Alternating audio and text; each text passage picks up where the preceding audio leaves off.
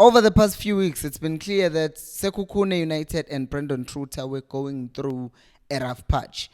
And now that rough patch has led to a divorce because Brandon Truter has been sacked by Sekhukhune United. And within a few hours, there were rumors circulating that Kaizer Chiefs are looking to sign Brandon Truter. Huh? Secondly, we're also going to talk about an update on Pitso Msimane and his future with Kaizer Chiefs or Zamalek. It's interesting, I tell you. Hello and welcome to Kosi Nation Fan TV. I am Pelo, I am your host, and this is our fans meet and talk about Kaizer Chiefs. Kosi Football Club. Brandon Truter coming to the top flight, coaching Morocco Swallows. Didn't lose against Kaizer Chiefs. He went to coach Amazulu FC. He played with Amazulu, drew with Kaizer Chiefs, and then also drew with Kaizer Chiefs 1-1 in the MTN 8, and then drew 0-0 with Kaizer Chiefs in the second leg, taking Amazulu to the finals of the MTN 8, which he lost against Pirates. And then he went to Sekhukhune in the very same season, took Sekhukhune to the finals of the Nedbank Cup, and then ended up losing to Orlando Pirates again, which was a bit sad if you think about it. Now, you look at that and you think, surely this coach has been able to beat Chiefs all along and he's only lost once since he's been in the top flight. Does this mean he should come to Chiefs? I mean, think about it. He lost against Pirates because it was not fair, or he took Amazulu to the finals. He took Sekhukhune to the finals. Surely there's something special about him.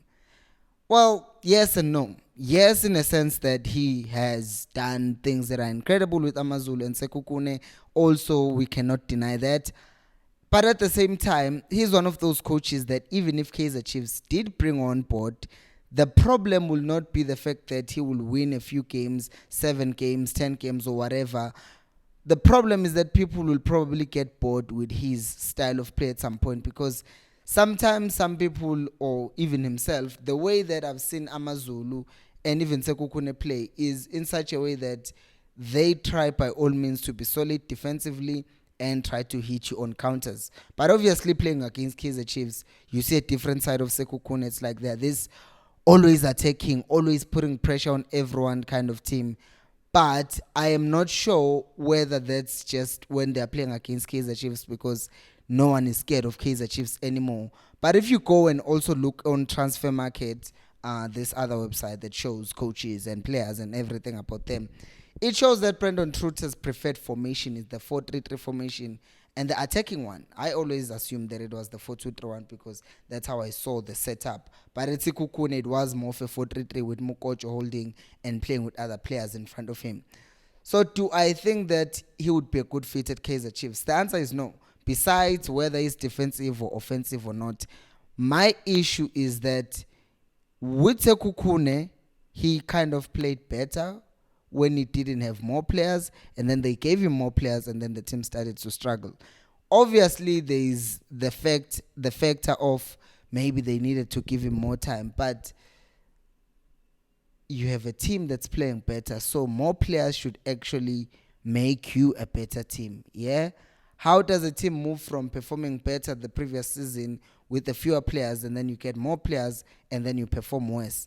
It doesn't make any sense to me. So coaches who cannot handle pressure cannot be taken and brought to Kaizer Chiefs, because whatever pressure that he was getting at Sekhukhune, that hey, now you have better players, now you're expecting a better performance from you, it's going to not even quadruple, it's going to be times 10 or 50, 100 times at Kaizer Chiefs, because at Kaizer Chiefs, whether they are good players or bad players, you are expected to perform better. It does not matter. No one is going to blame they are going to blame players, but mostly we are going to ask for the head of the coach. So I don't think a coach who cannot handle the pressure of coaching Sekhukhune, despite the fact that they added to their squad. In fact, they were one of the most ambitious teams this season.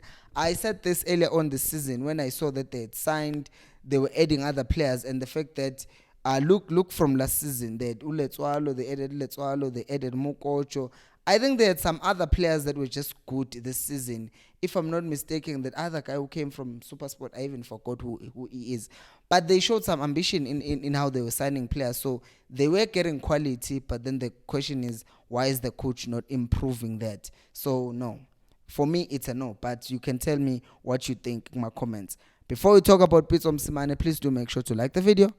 Subscribe to the channel if you haven't. Ihlazo. 70% of people who watch this channel are not subscribed, which means this channel could be easily at 50,000 followers if people did subscribe. So, subscribe. Let's move on to Pitso Msimane. As Zamalek were the team that are put up there as a team that is looking to sign Pitso Msimane, Kaizer Chiefs are also in the race. There's something that is even more interesting because Pitso had not had a great start with Al Wada in the UAE, the team that is currently coaching. And with that, it was looking like Pitso is going to get sacked. But what then happened is that this past weekend, Pitso Msimane won the game, if not last week. And also, Zamalek management came out and said, we are not in contact with Pitso Msimane.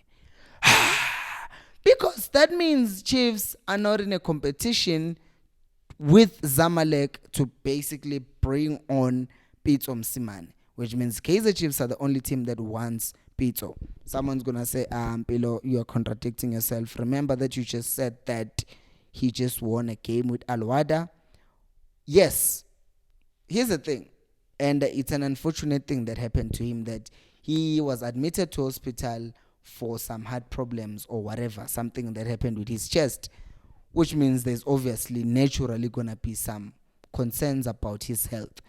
Obviously, it doesn't seem like it was a big deal because it doesn't seem like he wasn't there on the weekend when his team won the game, so maybe it wasn't a big scare. However, the fact that he ended up going to the hospital has to say something. And because that's a health scare, it might just mean he might want to be closer to home until this whole nonsense. I'm saying nonsense because I hate sickness. I hate death. Yeah. And just while I'm here, guys, I don't even know what to say because the man was married in September and all of a sudden he has passed away. Yo, guys, I don't even want to talk about it. I hope umndeni wakhe can be comforted because wow, it's sad. Anyways, asibuyeleni kuPitso ukuthi with this thing having happened to him, the health scare, it might also make sense for him to come back to SA and kind of get the issue addressed if there is an issue. Hopefully there isn't an issue, and hopefully can for his sake, stay at Al Wada, end up coaching Palace in England, win them a Champions League or whoever, however. But there is that possibility that Pitso Msimane can come back. And at this point, Chiefs would be front runners. Although Zamalek might just change their minds because they lost again at the weekend. So, well, you see how this happens. What do you think about Pitso? What do you think about Brandon Truter coming to Kaizer Chiefs? Let me know down on the comment section below. Thank you so much for watching. And until next time, remember, equals al pelumoya.